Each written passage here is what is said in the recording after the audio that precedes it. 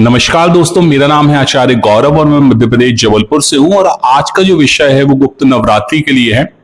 बहुत से लोगों के पास बहुत से लोगों की कुंडली आती है। बहुत से लोगों का ये प्रश्न होता है कि अगर उनको संतान प्राप्त नहीं हो रही है या अगर उनकी बहुत सारी कन्याएं हैं और अगर वो पुत्र रत्न चाहते हैं तो उस स्थिति में क्या करना चाहिए। देखिए, होता क्या है, जो मैं उपाय बता रहा हूँ बिल्कुल अचूक उपाय है, ये आप कर सकते हो। ये नवरात्रि में ही करने के लिए है, तो ये आप कर सकते हैं।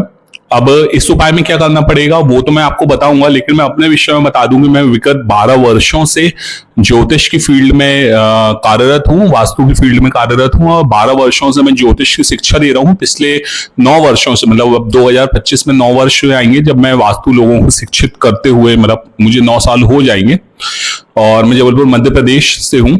देखिए, होता क्या है कि बहुत से लोग ऐसे होते हैं जिनकी कुंडली मेरे पास आती है, तो हमको देखना पड़ता है कि उनके ग्रहों की कहाँ, मतलब 5th हाउस में कहाँ क्या पोजीशन बन रही है, क्या प्रॉब्लम आ रही है, किन ग्रहों के कारण वो समस्या आ रही है, तो वो हम फाइंड आउट करते हैं। आफ्टर दैट फिर हम जो भी उसका सॉल्यूशन होता है, जो भी उपाय होता है, क्योंकि उपाय हमेशा वैदिक होते हैं, वैदिक मंत्रों द्वारा उसमें हवन करवाना पड़ता है, दान करवाना पड़ता है, मंत्रोच्चारण होते हैं, पूरी प्रक्रिया होती है, उसके अनुसार ही वो होता है। तब जाके हम 100% बोल सकते हैं कि हाँ, आपका ये काम बन जाएगा। लेकिन बहुत से लोग ऐसे हैं जिनके पास कुंडली नहीं है या वो वैदिक उपाय नहीं करवा सकते, मतलब जो पर्टिकुलर जो रेमेडी है उसको परफॉर्म नहीं कर सकते। तो अब क्या करेंगे, कोई जनरल रेमेडी तो होना चाहिए ना जो कार्य कर सके।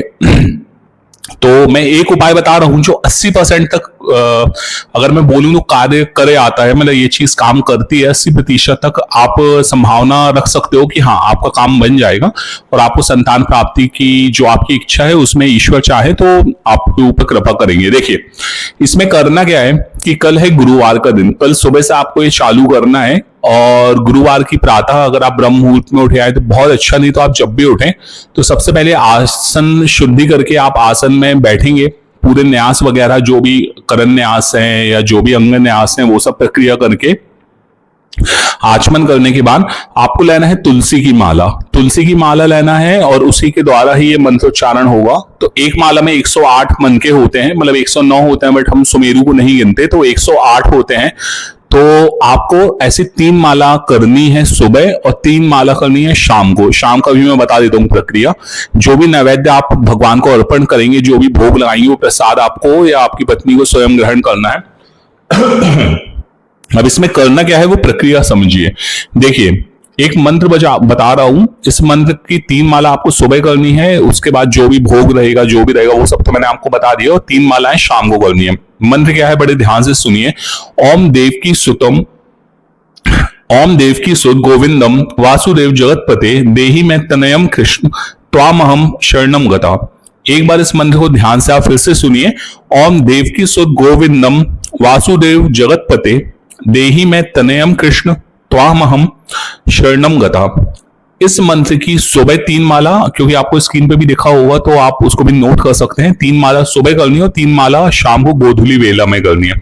गोधूली बेला मतलब शाम का वक्त होता है जब गाय, जो गांव से जब गाय आती थी तो उनके पैरों से जब वो घास चर के आती थी तो उनके जो खुर होते हैं उससे धूल उड़ने लगती थी, उसको गोधूली बेला कहते हैं।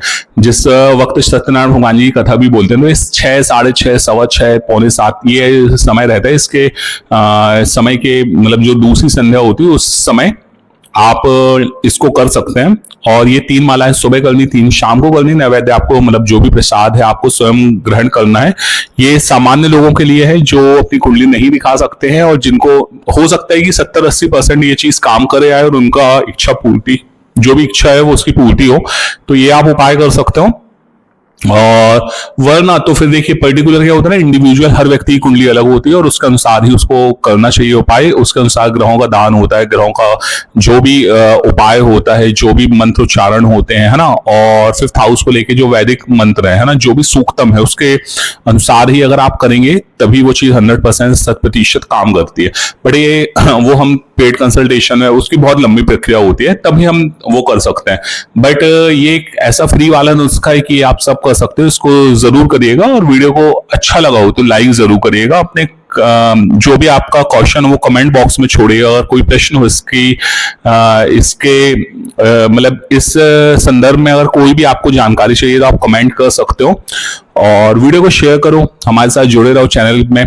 आपका जुड़ने के लिए बहुत बहुत धन्यवाद। दिन और रात्रि आपकी शुभ हो, ईश्वर की कृपा आप पे और मुझ पे, हम सब पे बनी रहे। नमस्ते।